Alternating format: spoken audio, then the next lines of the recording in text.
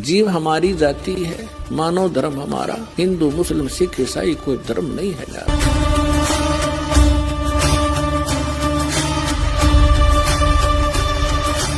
हम गुरुजी में दोष देख रहे हैं, उसके सामने झूठ बोल रहे हैं, हम आप पापी और नीच आत्मा है। बता मैं आपसे किस लिए झूठ बोलोगे मेरे सामने आकर?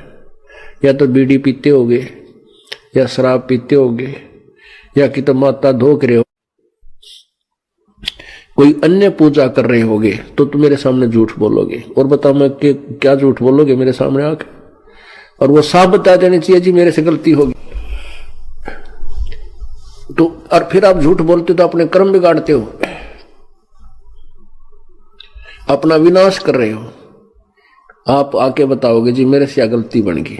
तो पहला मंत्र लेकर के आप पर एकाधी बार गलती हो सकती है, इसलिए आपको 4 महीने का समय दिया जाता है। तने जो तेरे सामने जो बाधाएं आनी है वो आ लेंगी। तो प्रथम नाम आपका किसी कारण से खंड हो भी गया तो झूठ नहीं बोले। थोड़ा ध्यान से सुनना इन बातों को। गुरु सुर तुरु सुर धेनु समाना, पावे चरण मुक्ति परवाना, तन मन धन अर्प गुरु सेवै, हो गलतान उपदेश सही लेवै। क्या बताते हैं कि तन मन धन अर्प गुरु सेवै, हो गलतान उपदेश सही लेवै। सतगुरु की गति हृदय धारै, और सकल बकवाद निवारै। जो गुरुदेव बतावे उतना ही काम करे, उतनी क्रिया करे। और अपने सतर की जो भी किसी से सुनी सुनाई दंत कथा लोकवेद है उसका कभी प्रयोग नहीं करे। अपना मनमाना आचरण नहीं करे, मनमानी साधना नहीं करे। गीता जी अध्याय नंबर 16 के श्लोक नंबर 23 में कहा है कि शास्त्र विधि को त्याग कर जो मनमाना आचरण करते हैं, मनमानी पूजा करते हैं, उनको ना तो कोई सुख होता, ना कोई कार्य, ना उनकी सिद्धि होती और न उनकी कोई गति होती। गुरु के सम्मुख वचन ना कहे, सो से रहनी गहनी सुख ले। गुरु के सामने कोई भी ऐसा वचन नहीं कहना चाहिए जिससे गुरुदेव को दुख हो। जिन बातन से गुरु दुख पावे, तीन बातों को दूर भगावे। चाहे कैसी भी आपको रुचिकर लगती हैं, चाहे आपको कैसे अच्छी लगती हैं, जो क्रियाएं और जिनको गुरु जी नाराज होते हैं, कैसा मत कीजिए, उन्हें तुरंत फेंक दे, ठाके पटक दे एक तरफ, यदि आपने मोक्ष चाहिए। सतगुरु की गति हृदय धारै, और सकल बकवाद निवारै। गुरु के सम्मुख वचन ना कहे, सो से रहनी गहनी सुख ले।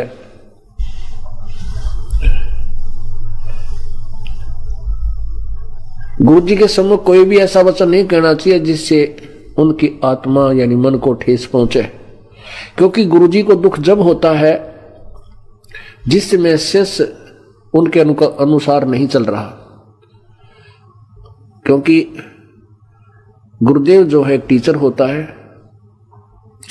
और जो स्टूडेंट टीचर के अनुसार नहीं चल रहा है, अपने हिसाब से गलतियां कर रहा है, तो वो टीचर दुखी होता है उसके भविष्य को देखकर। इसी प्रकार ये दास आपके भविष्य को देखते हुए उन बातों से दुखी होता है जो आउट ऑफ सिलेबस है। जो बातें आप बाहर की करते हो या कुछ ऐसी क्रियाएं करते हो, मर्यादा भंग करते हो, तो ये आत्मा दुख होती है। गुरु से शिष्य करे चतुराई, सेवाहीन नरक में जाई है। गुरु के सामने झूठ बोले, बकवाद करे, अपनी चतुरता दिखावे, कहते वो भक्ति तो हीन होगा ही होगा और फिर नरक में जाओगा। शिष्य होए सर्वस नहीं वारे, ही कपट मुख प्रीत उचार। शिष्य होकर सर्वस निवार है, यानी समर्पण नहीं करता तो, और जिसके मुख में ऊपर तक मीठा बोला जी गुरु जी आज्ञा नु दिखावा करे, अंदर में कपट हो, वो जीव सफल नहीं हो सकता। शिष्य होए सर्वस निवार, ही कपट मुख प्रीत उचार। जो जीव कैसे लोक से धाई, बिन गुरु मिले मोहे ना पाई। गुरु से कपट शिष्य जो राखे, यमराज जाके मुगदर चाखे। जो गुरु के सामने झूठ बोला है, कपट से बात करे, कहते हो यम के दूता के मोगरे खाओगा, मोक्ष तो बहुत दूर की बात है। और भले ही वो सब ते आज्ञा सेवक दिखे, बड़ा बढ़िया सेवक, मन में दोष दुष्ट का, तो कभी पार नहीं हो सकता, वो तो नरक के अंदर जाएगा। यह परमात्मा का वचन है। जो जीव के शिष होए सर्वस निवारे, ही कपट मुख प्रीत उचार। जो जीव कैसे लोक सिधाई, बिन गुरु मिले मोहे न पाई। कहते बिना गुरु जी के मिले। गुरु से मिलने का क्या तात्पर्य है कि गुरु जी के साथ आपकी आत्मा एक रस नहीं होगी। जब तक आप गुरु के प्रति प्रभु तुल्य श्रद्धा नहीं रखोगे तो मुझे प्राप्त नहीं कर सकते। यदि हम गुरु जी में दोष देख रहे हैं, उसके सामने झूठ बोल रहे हैं, हम आप पापी और नीच आत्मा है। बता मैं आपसे किस लिए झूठ बोलोगे मेरे सामने आकर? या तो बीड़ी पीते होगे, या शराब पीते होगे, या कि तो माता धोक रहे हो, कोई अन्य पूजा कर रहे होगे, तो तुम मेरे सामने झूठ बोलोगे। और बता मैं क्या झूठ बोलोगे मेरे सामने आकर? और वो साफ बता देनी चाहिए जी मेरे से गलती होगी। तो और फिर आप झूठ बोलते तो अपने कर्म बिगाड़ते हो, अपना विनाश कर रहे हो। आप आके बताओगे जी मेरे से क्या गलती बन गई, क्योंकि हमारा समाज अभी भगवान से 100 कोस दूर है और जो भी क्रियाएं वो कर रहा है वो भक्ति बाधक है और आपने उन्हीं में रहना है। किसी कारणवश पहले मंत्र में गड़बड़ हो सकती है, क्योंकि तब तक आप ना ज्ञान से परिचित होते हो और ना भगवान से, और ना इतना संघर्ष करने की आप में शक्ति आती है, क्योंकि ज्ञान से आती है फिर नाम की कमाई बढ़ जाती है तो आप में इतनी उमंग हो जाएगी आप डांटे नहीं डट सकते। तो पहला मंत्र लेकर के आप पर एकाधी बार गलती हो सकती है, इसलिए आपको 4 महीने का समय दिया जाता है। तने जो तेरे सामने जो बाधाएं आनी है वो आ लेंगी। तो प्रथम नाम आपका किसी कारण से खंड हो भी गा तो झूठ नहीं बोल रहे। आप आते हो तो मैं कई बार आपको करड़ा भी बोल देता हूं, खबरदार यहां नहीं आएगा, भाग जाए यहां से, आज के बाद मत आइए अगर तू ऐसे करता है। तो मेरा कहना भी उचित है, क्योंकि हो सकता है उसने पहले भी कई बार खंड कर रखा, हो सकता है वो पहली बार भी गलती हो, तो उसको भी मैं धमका देता हूं, क्योंकि मैं आपका टीचर हूं, आप मेरे बच्चे हो, और मैं ही नहीं करड़ा करूंगा तो फिर मुझे तुम्हें यहाँ आने का लाभ क्या होगा? आप बिगड़ जाओगे, आपका भविष्य बर्बाद हो जाएगा। वो ये दास नहीं करेगा, ना होने देगा। अब जैसे टीचर बच्चे को धमकाता है क्योंकि उसकी गलती देखता है, और बच्चा अध्यापक उसकी पिटाई भी कर देता है, और फिर भी वो सुधार करके फिर आता है स्कूल में तो सफल होकर के और बहुत बड़ा अधिकारी बन जाता है। यदि बच्चा पहली बार टीचर धमका दे और भाग जाओ अपना जोड़ा उठा के और फिर स्कूल नहीं जाता, फिर आजीवन दुखी रहता, मजदूर लगता है। ऐसे ही ये दास एक टीचर है, आप विद्यार्थी हो प्रभु के इस विद्यालय में। यदि मैं आपको खुरकाता हूं, धमकाता हूं, और आप फिर अपनी बुराई को दूर करके फिर सामने समक्ष आते हो और सुचारू रहते हो, तो आप सफल हो जाओगे और सदा के लिए सुखी हो जाओगे। तो और फिर आप झूठ बोलते हो, तो उसके विषय में कह रहे हैं भगवान, गुरु से कपट करे चतुराई, सो हंसा भवर में आई। गुरु से कपट से जो राखे है, यमराजा के मुगदर चाखे। जो जन गुरु की निंदा कर ही, शुक्र समान गर्भ में पड़ी। जो गुरु की निंदा करता है शुक्र यानी सुअर और कुत्ते के जीवन में को प्राप्त होगा। जो जन गुरु की निंदा कर ही, शुक्र समान गर्भ में पड़ी। गुरु की निंदा सुने जो काना, ताको निश्चय नरक निदान। गुरु की निंदा भी जो सुनता है उसको भी नरक होगा। अब निंदा सुनना क्या करना तो पाप है ही, पता है। जो गुरु जी के विषय में चाहे भाई पास बुराई करे, किसी और व्यक्ति को माध्यम में बना करके गुरु जी की बुराई करे, किसी तरह भी करता है, चाहे हेर फेर करके करता, उसमें दोष तो है ही। और फिर गुरु की निंदा सुने जो काना, जो गुरु जी की निंदा कोई कर रहा हो और आप वहां सुन रहे हैं, कहते ताको निश्चय नरक न दाना, वो भी नरक में जाएगा। अब निंदा करना तो आप समझ गए, लेकिन सुनने वाला नरक में जाएगा। सुनने में एक अंतर है। जैसे आप जी ने समाचार पत्रों में कितनी निंदा सुनी, कितनी झूठ बोली, तूफान मचा दिया इन अज्ञानी लोगों ने। और जिन बच्चों के जो अनुयायी थे उनके मन में यह बात नहीं आई कि हमारे गुरुजी ऐसे होंगे जो ये बकवास कर रहे हैं, तो उन्होंने वह निंदा सुनकर भी नहीं सुनी। और जिन्होंने वो बातें सुनकर के अंदर मन में न्यू आ गया, हाँ जो अवश्य होगा, उसने सुन दी, उसके लिए कहा है गुरु की निंदा सुने जो काना, ताको निश्चय नरक निदाना। गुरु की निंदा सुने जो काना, ताको निश्चय नरक निदाना। अपने मुख निंदा जो करही, परिवार सहित नरक में पड़ही।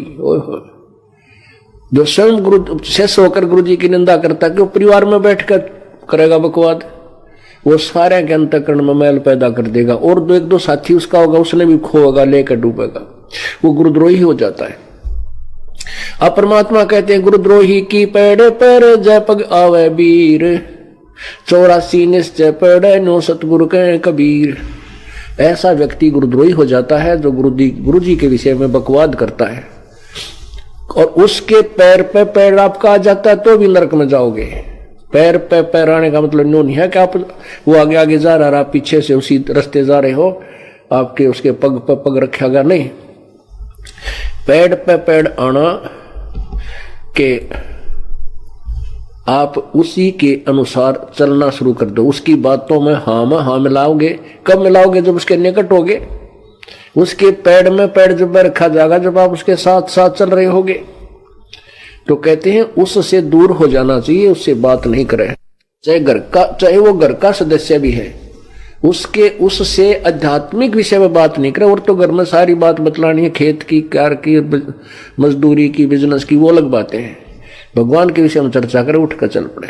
गुरुदेव के बारे में अगर वो बकवास करता है, चाहे कोई भी है, और मान लीजिए कहीं जानने रास्ता नहीं है, आप वहीं एक ही कमरे में रहना है, पति पत्नी है, किसी की पत्नी गाड़ी दे है, किसी का पति दे रहा है, तो भौंकड़ दे उसने, आपके ऊपर कोई असर नहीं हो रहा, तो वो कह रहा है, आप सुन रहे हैं, वहीं बैठे हो, आपके कोई असर नहीं है, तो वो आपने सुनी नहीं।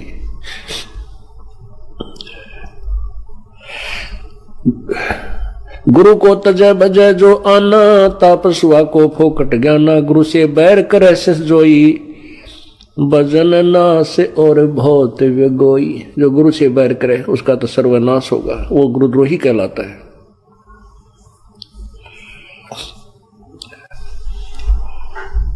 पीढ़ी सहित नरक में पढ़ी, गुरु आज्ञा से सलोप जो करी। चेला अथवा उपासक होई, गुरु सुमुख ले झूठ संजोई। निश्चय नरक पड़े से सोई, वेद पुराण भाकत सब कोई। सम्मुख गुरु की आज्ञा धारे, और पीछे ते सकल निवारे। सो शेष घोर नरक में पढ़ी, रुद्र राध पीवे नहीं तरही। अब आप समझ रहे होगे, ऐसे अनजान नहीं हो, बुद्धिमान बच्चे हो।